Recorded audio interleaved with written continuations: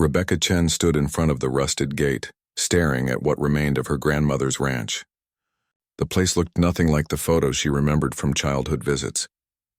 The house sagged on one corner, paint peeling in long strips. Broken fence posts leaned at odd angles across the property. And the barn. The barn looked like one strong wind might knock it flat. She'd driven 12 hours from Seattle to get here. 12 hours to see a place she hadn't visited in 15 years. Her grandmother had passed 3 months ago, and the lawyer's letter said the property was hers now.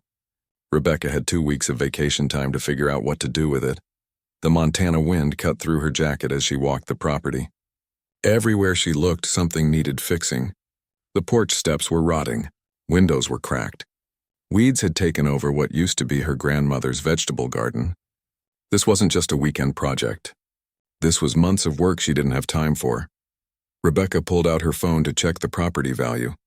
No signal, of course. She'd forgotten how remote this place was. The nearest town was 20 minutes away on dirt roads. Her corporate consulting job felt like it existed on another planet. The next morning, she drove into town. The hardware store looked exactly the same as she remembered. Even the bell above the door made the same tinny sound. An older man behind the counter looked up from his newspaper. "You must be Eleanor's granddaughter," he said. "I'm Tom. Owned this place for 30 years. Sorry about your grandmother. She was good people." "Thank you," Rebecca said. "I need to hire someone to help fix up the ranch. The fence is falling apart and the barn needs work. Do you know anyone?" Tom scratched his chin. "Most folks around here are busy with their own places this time of year. But there's Daniel Whitmore. Lives up in the mountains. Does work now and then when he needs money." "Perfect. How do I reach him?" Tom wrote a number on a scrap of paper. "Fair warning. Daniel keeps to himself. Real quiet. Some folks think he's odd, but he does good work. Just don't expect much conversation." Rebecca didn't care about conversation. She needed help, and she needed it fast. She called the number from the parking lot. A rough voice answered on the 4th ring. "This is Daniel." She explained what she needed. There was a long pause. "Eleanor's place," he said finally. "I can be there tomorrow morning. 7 o'clock. He hung up before she could ask about his rate. Daniel showed up exactly at 7 the next morning. His truck was old but well-maintained. The man who climbed out looked to be in his late 30s with a weathered face and hands that showed years of hard work. He wore a faded jacket and boots that had seen better days. His blue eyes were sharp, but there was something guarded in them. "I'm Rebecca," she said, extending her hand. He shook it briefly. His grip was calloused but gentle. "Daniel." He looked past her at the property. "Fence first. Then the barn. How long you here for?" 2 weeks, he nodded. "I can do a week. 300 a day plus materials. That work?" It was more than fair. Rebecca agreed immediately. Daniel got to work without another word. He moved with purpose, like a man who'd spent his whole life working with his hands. By noon, he'd already replaced 6 fence posts. Rebecca tried to bring him lunch, but he just shook his head and kept working. "I brought sandwiches," she called out. "I'm good," he said without looking up. Around 1 o'clock, she saw him sitting under a tree at the edge of the property, eating something from a small cooler. He stared out at the mountains while he ate. There was something lonely about the way he sat there, completely separate from everything around him. Over the next 3 days, Rebecca watched him transform the property. The fence went from broken and leaning to straight and strong. He cleared the debris from around the house, fixed the porch steps, started on the barn's exterior. The man worked like he was running from something, but he never talked. When Rebecca asked simple questions about his work, he answered in as few words as possible. Where he was from, how long he'd been in the area, whether he had family. Every question hit a wall. On the 3rd evening, as the sun started to set, Daniel approached her on the porch. "The barn needs work inside too," he said. "Support beams are weak. I can fix them, but I'd need to stay late some nights." "That's fine." Whatever it takes, he shifted his weight, looking uncomfortable. "There's a bunkhouse out back, but it needs cleaning. Would you mind if I slept in the barn's hayloft instead? Just for the week. I'll be out of your way." The request was odd. The bunkhouse had a bed and heat. The hayloft was dusty and cold. But Rebecca figured everyone had their reasons. "Sure, if that's what you prefer."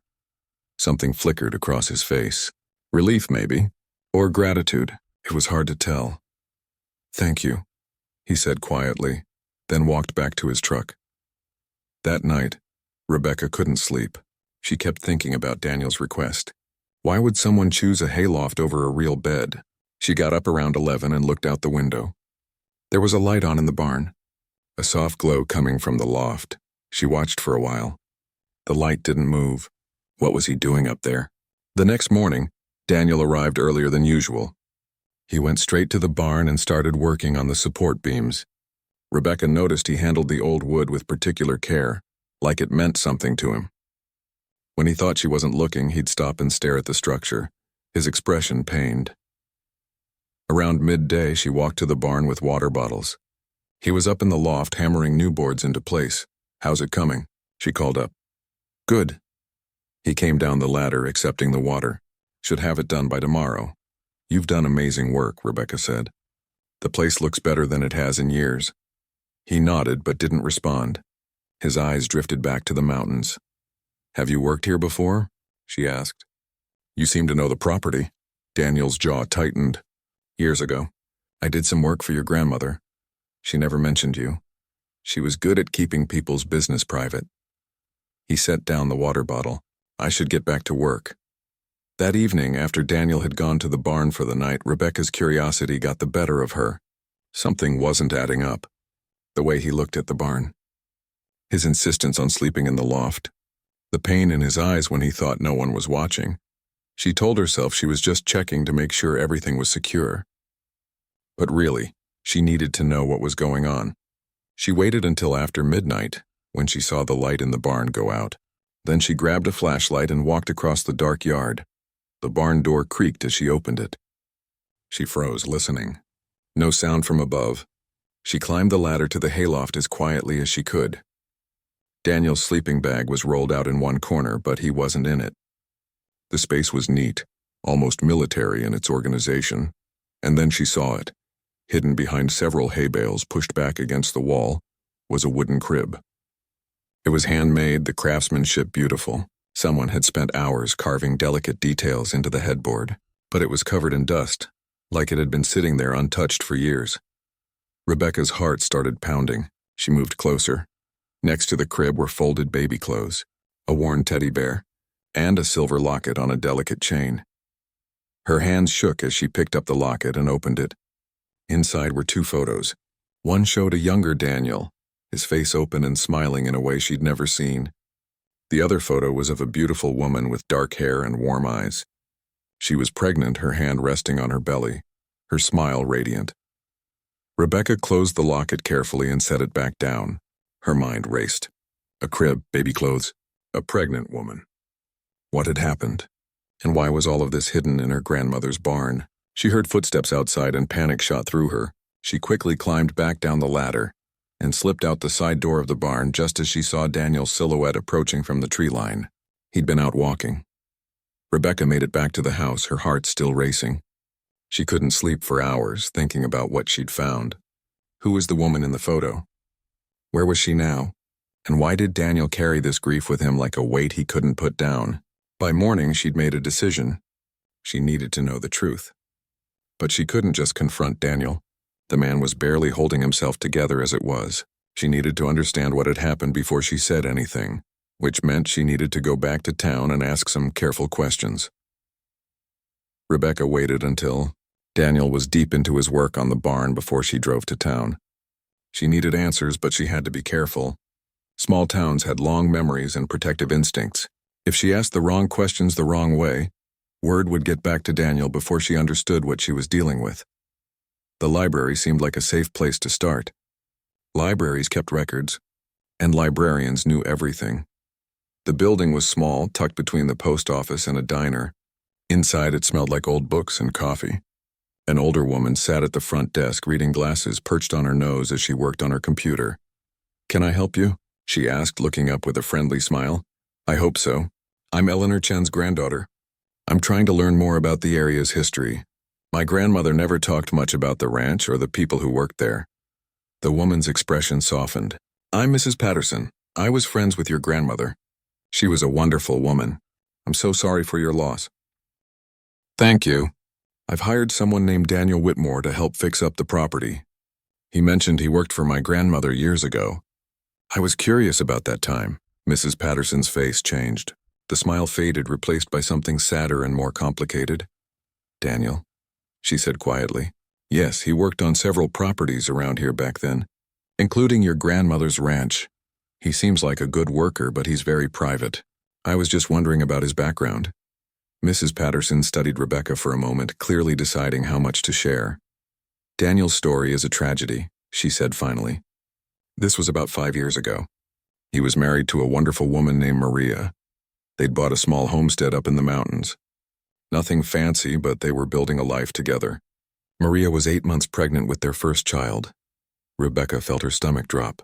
The pregnant woman in the photo, what happened? She asked softly. Mrs. Patterson sighed.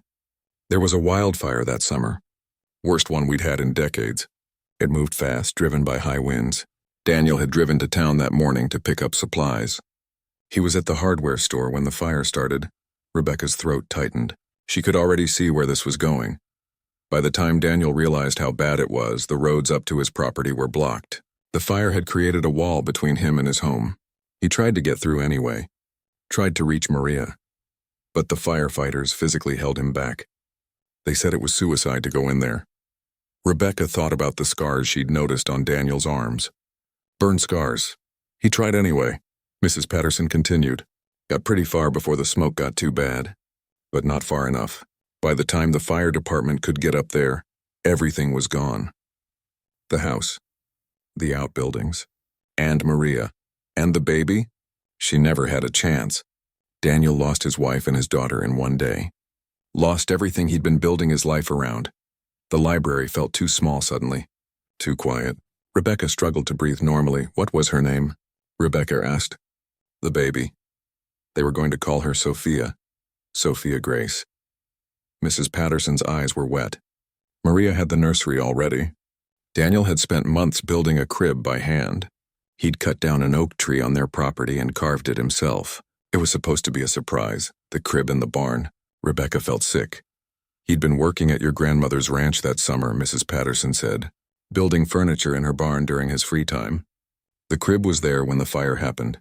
It was one of the only things that survived. My grandmother let him keep it there. Eleanor was good like that. She never pushed Daniel to talk about what happened. Never made him explain himself. She just let him be. When he needed work, she'd hire him. When he needed space, she'd give it to him. That barn became a kind of refuge for him, I think. Rebecca thought about Daniel's request to sleep in the hayloft. It wasn't strange at all. It was the only place he still felt connected to what he'd lost. What happened after? Rebecca asked. After the fire? Daniel disappeared into the mountains for a while. People tried to help, tried to reach out, but he couldn't handle it. All the sympathy, all the questions. He just shut down. Eventually he came back, but he was different. Keeps to himself now. Takes odd jobs when he needs money. Lives alone up in the hills. Some people think he's strange, but really he's just broken. Does he have any family? His parents passed when he was young. Maria was his whole world. And then Sophia would have been. When he lost them, he lost everything. Rebecca sat in silence for a moment, processing it all. The quiet man working on her property wasn't odd. He was grieving. Still grieving 5 years later, because some losses were too big to ever fully heal from. Thank you for telling me, Rebecca said finally. I won't say anything to him about our conversation. Mrs. Patterson nodded. Be gentle with him. Daniel's one of the good ones. Life just dealt him a terrible hand. Rebecca drove back to the ranch in a daze. Everything made sense now. The way Daniel looked at the barn, his reluctance to talk about himself, the careful way he handled the old wood, like it held memories worth preserving. He wasn't just fixing her grandmother's property. He was tending to his own grief. When she got back, Daniel was working on the barn's roof. He moved methodically, replacing damaged shingles. She watched him for a moment before going inside. She needed time to think about how to handle what she knew. Should she say something, or would that be an intrusion? The man had clearly chosen silence as his way of coping. Maybe the kindest thing she could do was respect that. But that night, around midnight, she heard something that changed her mind. She was still awake, unable to stop thinking about Daniel's story. The house was quiet except for the wind. And then she heard it. A sound coming from the barn, At first she thought it was an animal, but then she realized what it was. Someone was crying, not loud, not dramatic, just quiet, broken sobs that spoke of years of held-back pain. Daniel was in the barn, finally letting himself feel what he'd been carrying alone for so long. Rebecca sat on the edge of her bed, tears running down her own face. She couldn't ignore this. She couldn't pretend she didn't know. This man was suffering, and silence wasn't kindness. It was just another form of isolation. The next morning, Rebecca made 2 cups of coffee, strong the way she'd seen Daniel drink it. She waited until he'd been working for about an hour, then walked to the barn. He was in the loft, organizing tools. She climbed the ladder, holding both cups carefully. "Brought you coffee," she said. He looked surprised but accepted the cup. Then he saw where she was looking. The crib was visible from where they stood, no longer completely hidden by the hay bales. He must have moved them last night, his whole body tensed. He set down the coffee and moved to stand between her and the crib, like he was protecting it. "I found it the other night," Rebecca said gently. "I'm sorry. I was checking the barn and I saw it. I didn't mean to intrude." Daniel's jaw worked. He looked like he was deciding whether to leave or stay. "I went to town yesterday," Rebecca continued. "I asked about you. I know what happened. I know about Maria and Sophia." For a long moment he just stood there. Then something in his face crumbled. The walls he'd built so carefully started to crack. "I built that crib for my daughter," he said, his voice rough. "Spent 3 months on it. Cut the oak tree down myself. Carved every detail by hand. It was going to be perfect." "It is perfect," Rebecca said softly. "She never got to use it. Never got to sleep in it. Never got to exist outside of Maria." His hands were shaking. "I was supposed to be there. I was supposed to protect them. You tried. Mrs. Patterson told me you tried to get through the fire. Trying doesn't matter. They still died. They died alone and scared, and I wasn't there. You couldn't have known the fire would move that fast. You couldn't have stopped it. I should have been there anyway." Daniel walked to the crib and ran his hand along the carved wood. "This is all I have left. This stupid piece of furniture that never got used. Your grandmother let me keep it here because I had nowhere else to go. No home. No family. Nothing." Rebecca set down her coffee and moved closer, but not too close. She understood now why her grandmother had been so protective of Daniel. The man was hanging on by a thread. "Tell me about Maria," she said. "What was she like?" Daniel looked at her, startled. Most people avoided talking about Maria, like mentioning her name would make his pain worse. But Rebecca understood that sometimes the kindest thing was to remember. "She laughed all the time," Daniel said slowly. These big, wonderful laughs that made everyone around her smile. She could find joy in anything. A good sunset, fresh bread, the first snow of winter. She made everything feel special. "She sounds amazing." She was. And she was so excited about the baby. She'd talk to Sophia all the time, even though she wasn't born yet. Tell her about the life they were going to have. The places they'd go, the things they'd do together. His voice broke. She had it all planned out. "I'm so sorry, Daniel. Everyone's sorry.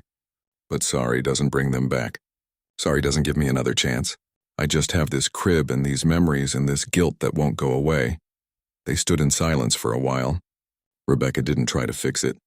"You couldn't fix grief this deep. You could only witness it. Why did you come back here?" she asked finally. "To this barn? Because this is where I was happy. For a little while working here, building the crib, thinking about my family. This barn holds the last good memories I have, before everything ended. My grandmother understood that. Eleanor never asked questions, never pushed. She just let me grieve in my own way. When I needed to disappear into the mountains, she understood. When I needed work to distract myself, she'd find something for me to do, and she never told anyone about the crib. She protected your privacy. She saved my life in a way, gave me a place where I could exist without having to explain or perform or pretend to be okay." Rebecca felt a wave of love for her grandmother. The woman had known exactly what Daniel needed, and she'd given it to him without making a show of it. That was real kindness. "I need to tell you something too," Rebecca said. "I've been running from grief in my own way. My grandmother was the only real family I had. After my parents divorced, she was the one constant in my life. But I stayed away from this place for 15 years. Because it reminded me of everything I was afraid of. Commitment. Roots. Being vulnerable enough to care about something. Daniel looked at her. Really looked at her for the first time. I buried myself in work instead, Rebecca continued. Moved from city to city. Never stayed anywhere long enough to call it home. I told myself I was building a career, but really I was just avoiding feeling anything too deeply. So why come back now? Because running doesn't actually work. The grief follows you, and I realized I was letting fear rob me of something my grandmother wanted me to have. Not just the property, but the chance to build something real. They stood together in the hayloft, two people who'd been running from pain in different ways. The morning sun streamed through the barn's gaps, illuminating the dust motes in the air. I don't know how to stop grieving, Daniel said quietly. Maybe you don't have to stop. Maybe you just learn to carry it differently. He looked at the crib again, then back at her. Your grandmother used to say something like that. She said grief doesn't end, but it changes shape, becomes something you can live with instead of something that destroys you. She sounds like she was very wise. She was. Daniel picked up his coffee, now cold, and took a sip anyway. I should get back to work. Wait, Rebecca said. I have a question. And you don't have to answer if you don't want to. He waited. Are you planning to sell the ranch? He asked before she could speak. After you fix it up? Rebecca realized she hadn't actually decided. She'd been operating on autopilot, assuming she'd fix the place and flip it. But standing here talking with Daniel, she wasn't sure anymore. I don't know, she admitted. What do you think I should do? I think, Daniel said carefully, that you should do what feels right, not what makes sense on paper. Your grandmother didn't keep this place because it was practical. She kept it because it meant something. They stood there a moment longer, the question hanging in the air between them. Then Daniel nodded and climbed down the ladder to get back to work. But something had shifted. The silence between them wasn't uncomfortable anymore. It was the silence of two people who understood each other's pain and didn't need to fill every moment with words. Rebecca spent the rest of the day thinking about Daniel's question. What did feel right? Not what made sense for her career or her bank account, but what actually felt like the right choice. She was still thinking about it when the sun set and Daniel's truck pulled away down the long driveway, headed back to his place in the mountains, and she was still thinking about it that night when she couldn't sleep, lying in her grandmother's old bed, listening to the wind move through the trees outside. The next morning felt different. Daniel arrived at his usual time, but there was less tension in his shoulders. He still didn't talk much, but the silence felt more comfortable now. Like they'd crossed some invisible line from strangers to people who understood each other. Rebecca made coffee and brought 2 cups to the barn without asking. Daniel accepted his with a small nod of thanks. They stood in the early morning light, drinking their coffee and watching the sun come up over the mountains. 2 more days left on the job, Daniel said. The barn will be solid after that. Should last another 20 years, easy. You've done incredible work. The whole place looks different. Your grandmother took good care of it.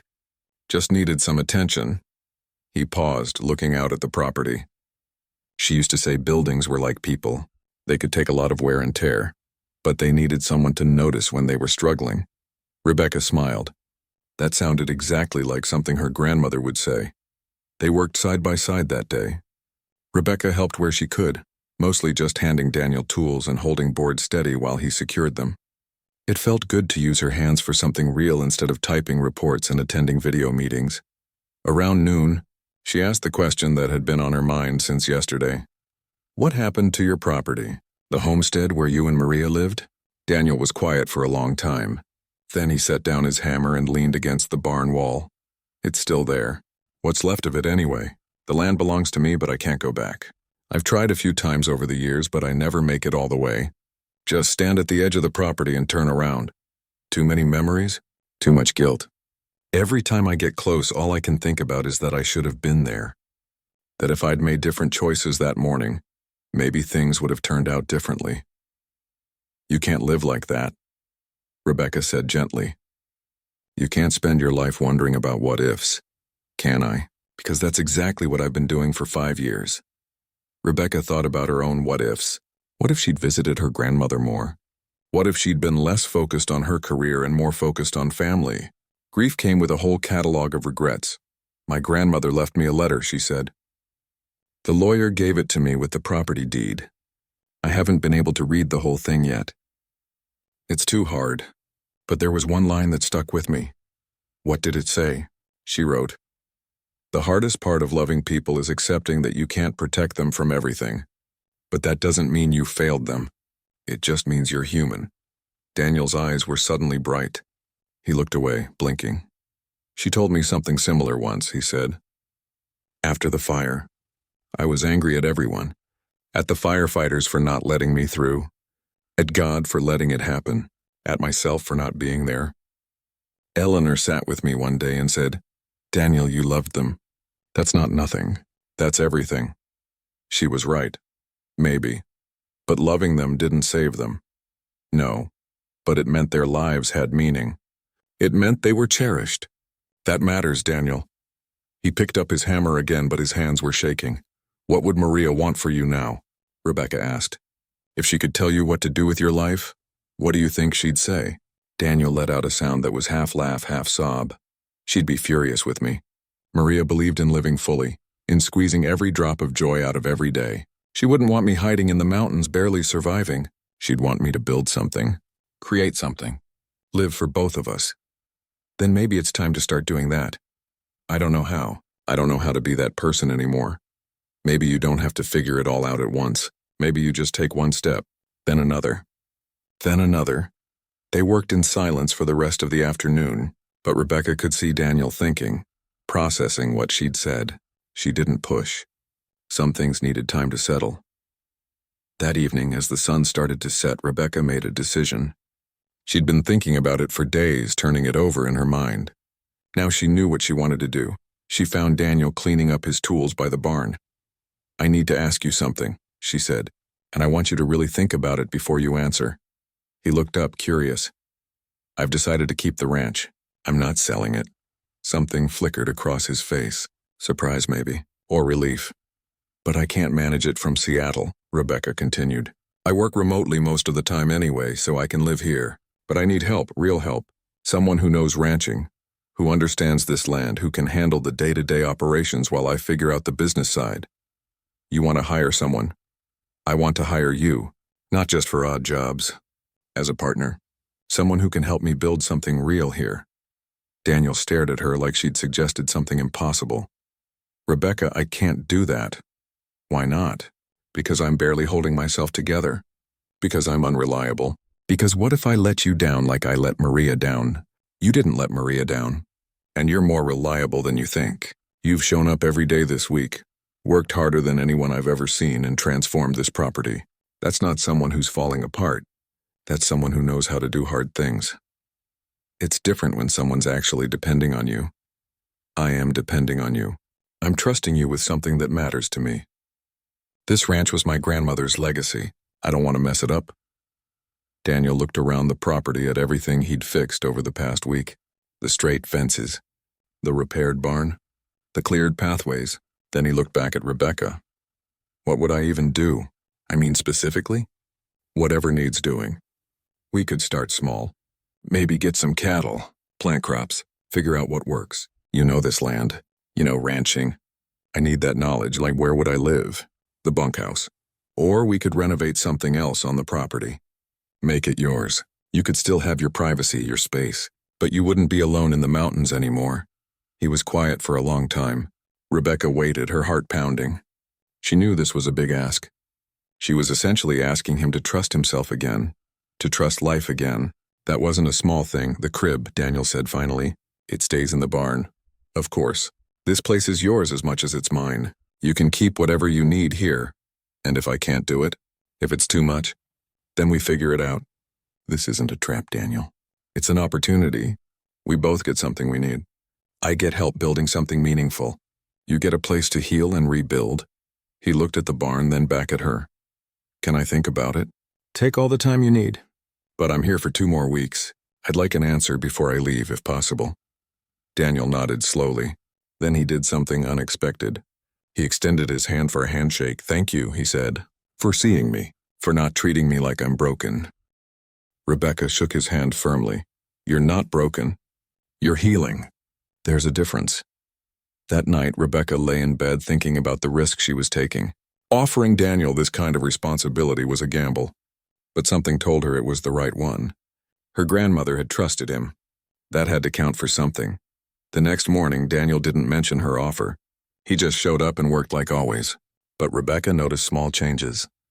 He asked her opinion on things, pointed out areas of the property that had potential, talked about what the ranch could become with some investment and effort. He was thinking about it. She could tell. Around midday, they took a break and sat on the porch. The weather was perfect, warm sun with a cool breeze. In the distance, the mountains rose up against a brilliant blue sky. "This is good land," Daniel said. "Your grandmother knew how to work with it instead of against it. She didn't try to force anything. Just let the land tell her what it wanted to be." "Is that how you approach ranching?" "It's how I used to. Me and Maria, we had plans for our place. Not big commercial plans, just sustainable stuff.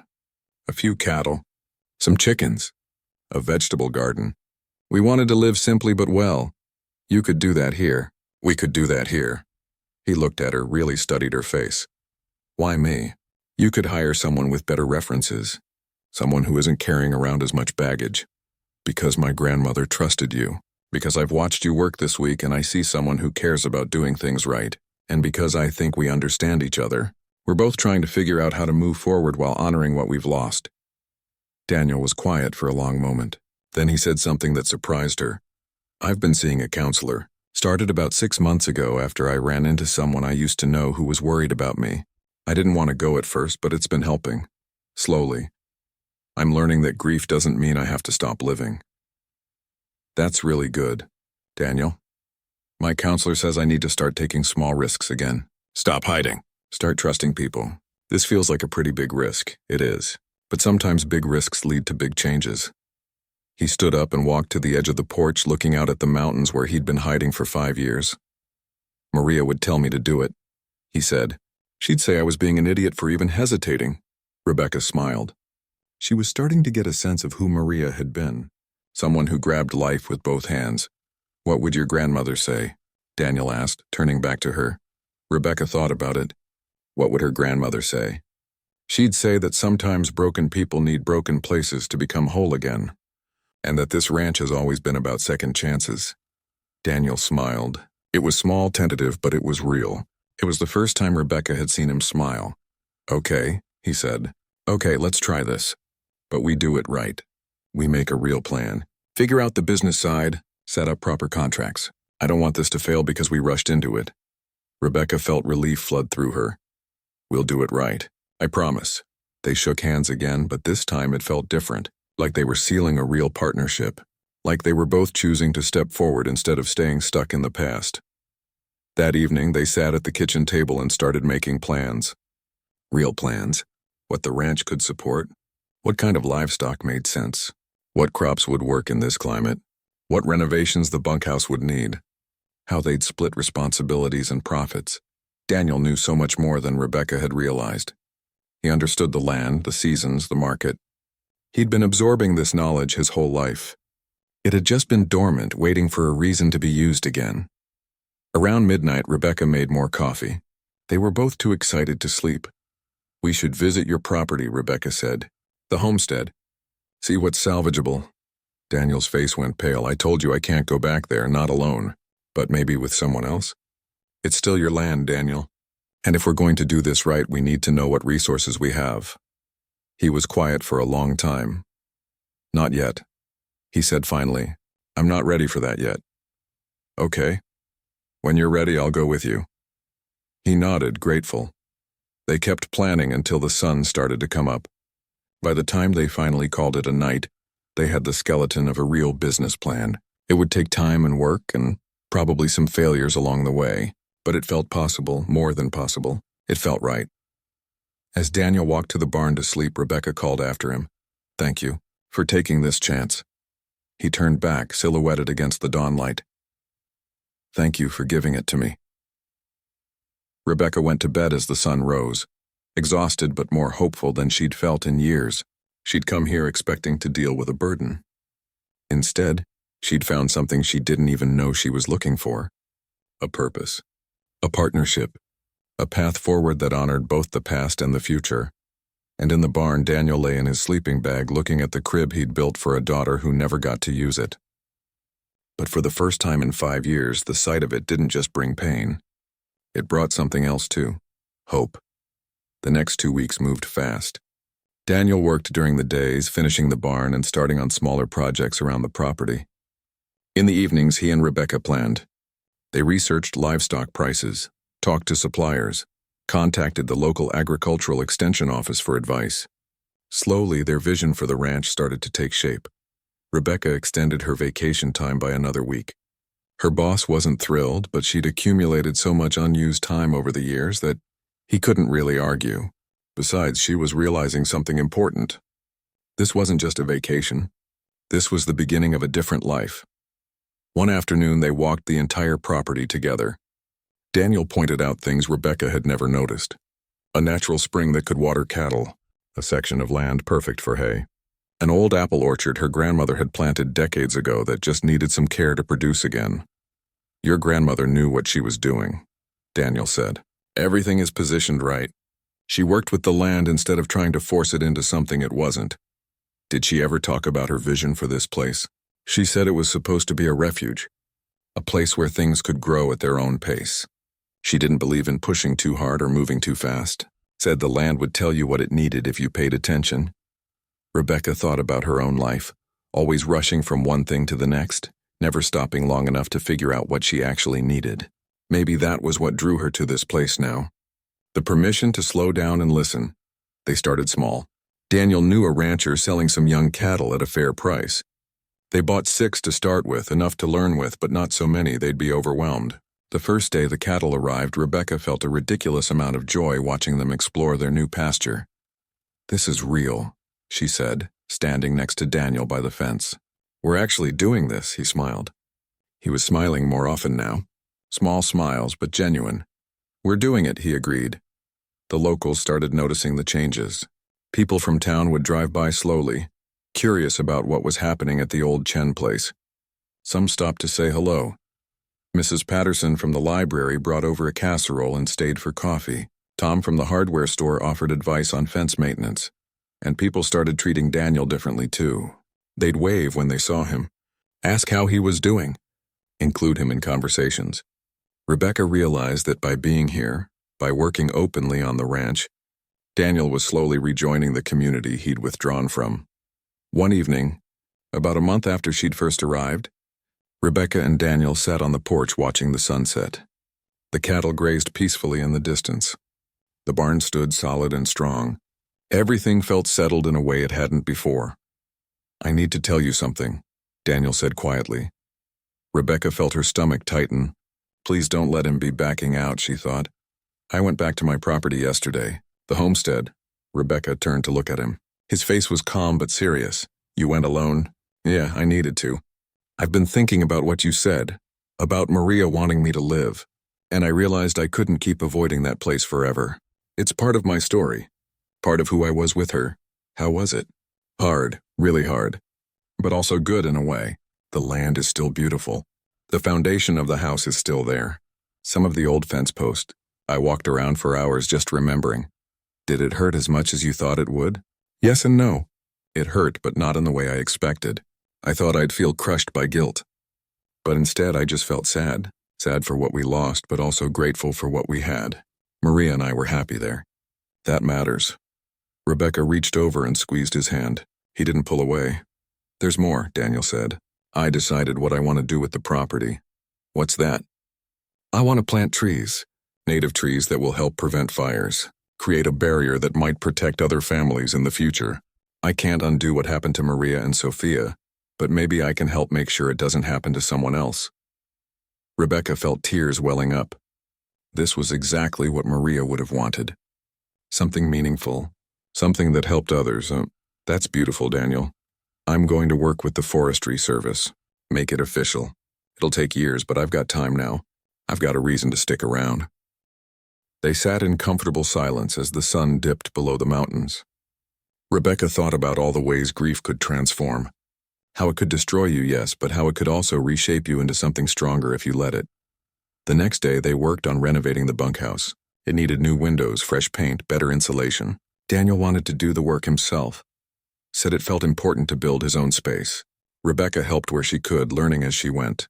They fell into an easy rhythm. Wake up early, feed the cattle, work on various projects, break for lunch, work some more, have dinner together, plan for tomorrow. It felt natural, like they'd been doing this for years instead of weeks. One Saturday, Mrs. Patterson and Tom from the hardware store showed up with more people from town. They'd brought tools and supplies. Heard you two could use some help, Tom said with a grin. Figured we'd have a good old-fashioned barn raising. Well, bunkhouse raising in this case. Daniel looked overwhelmed. He'd spent so long isolating himself that he'd forgotten what community felt like. You don't have to do this, he said. We know, Mrs. Patterson said kindly. But we want to. You're one of us, Daniel. Always have been.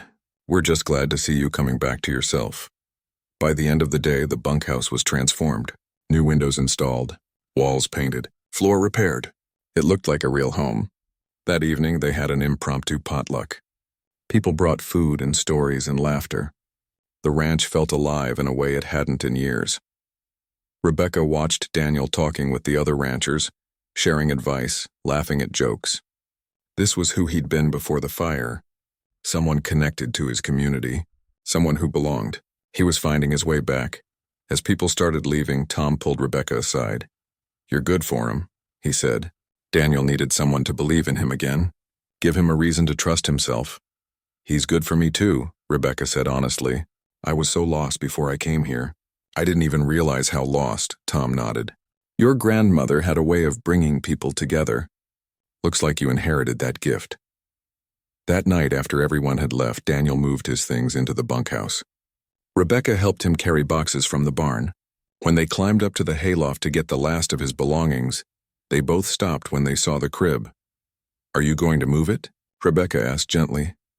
Daniel walked over and ran his hand along the carved wood. No. I think it should stay here. This barn has always been Sophia's place in a way. The place where I built something for her with hope and love. Moving it feels wrong. We can make this space special. A memorial, maybe. I'd like that. Over the next week, they cleaned the hayloft properly, organized it, added some soft light, placed fresh flowers by the crib, put up a small shelf with photos of Maria. It became a sacred space, a place to remember without drowning in grief. Daniel started a new habit. Every Sunday morning, he'd go up to the loft and sit quietly for a while. Sometimes he'd talk to Maria and Sophia. Sometimes he'd just sit in silence. Then he'd come down and get on with his week. The ritual seemed to help him balance remembering with living.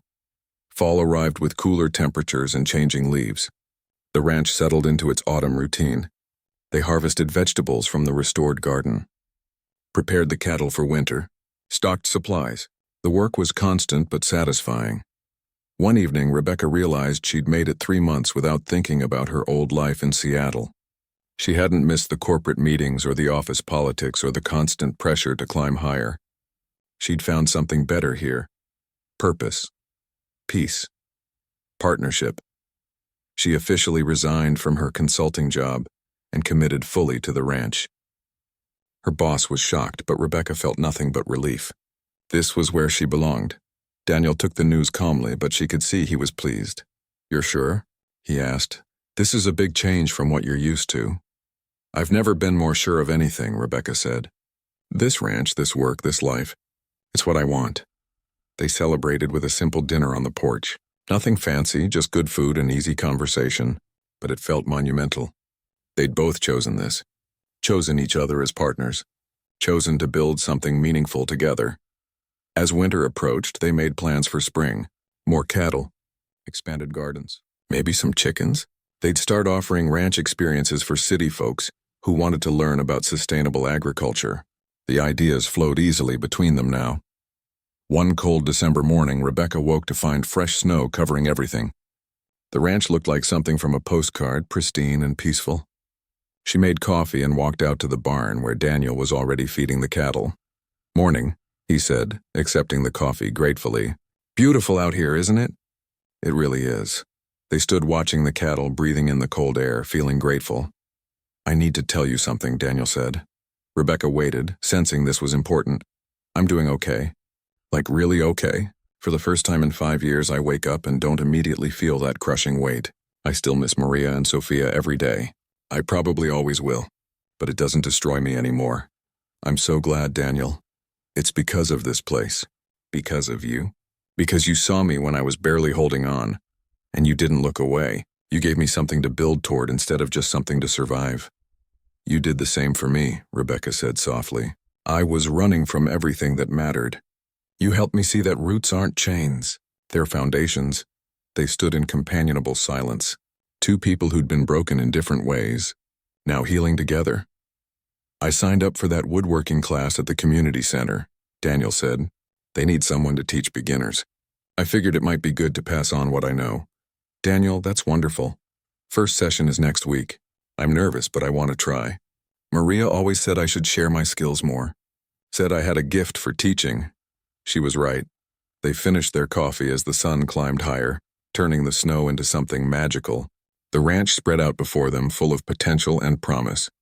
They'd taken something neglected and made it thrive again. And in the process, they'd done the same for themselves. Later that day, Daniel did something he hadn't done in years. He took out his phone and called his counselor to share the good news about his progress. Then he called Mrs. Patterson to thank her for everything the community had done for him. Then he called the Forestry Service to finalize plans for the memorial forest on his old property. He was reconnecting, reaching out, living. That evening, Rebecca went up to the hayloft. She'd been meaning to do this for weeks but hadn't found the right time. She stood by the crib and spoke quietly. Hi, Maria. Hi, Sophia. I know you don't know me, but I wanted to say thank you. Thank you for Daniel, for loving him so completely that even after you were gone, that love kept him going. I promised to take care of him, to help him honor your memory by living the kind of life you'd be proud of. She placed fresh flowers by the crib and climbed back down, feeling like she'd made a promise she intended to keep. Christmas came quietly, just Rebecca and Daniel, a simple meal, and gifts they'd made for each other. Rebecca had knitted Daniel a warm hat. Daniel had carved her a beautiful wooden box for her grandmother's letters and keepsakes. It was perfect. As the year drew to a close, they sat together by the fireplace in the ranch house, reviewing everything they'd accomplished. 6 months ago, I was convinced my life was over, Daniel said, that I'd just exist until I didn't anymore. Now look at us. We're running a ranch, making plans. I'm teaching woodworking. I'm part of a community again. 6 months ago, I didn't even know who I was, Rebecca said. I was just a job title with no real connection to anything. Now I have a home, a purpose, a partner who understands what it means to rebuild. 2 second chances, Daniel said, raising his glass. 2 second chances, Rebecca echoed. They clinked glasses and drank, both knowing that the hard work was far from over. Building a life, building a business, building yourself back up after tragedy, none of it was easy. But they weren't doing it alone anymore. They had each other. They had this place. They had hope. And in the barn, the crib stood as a reminder, not of what was lost, but of what love could create. Not as a monument to grief, but as a testament to the fact that even in the darkest times, beauty could still be made. Sophia would never sleep in that crib. But her presence and Maria's would always be part of this ranch, part of the foundation they were building. The past and the future woven together, making something stronger than either could have been alone. As the fire crackled and the snow fell softly outside, Rebecca and Daniel made their plans for the coming year.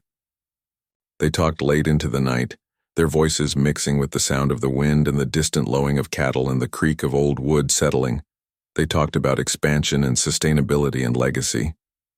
But mostly they talked about tomorrow, and the day after that, and the day after that, one day at a time, one choice at a time, building something that mattered.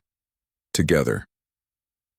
Spring came to the ranch with an explosion of color and life. The apple trees blossomed. The pastures turned green. The cattle grew healthy and strong. Everything Daniel and Rebecca had planned during the long winter was finally happening. They added chickens, which made Rebecca happier than she'd expected. She loved collecting eggs each morning, loved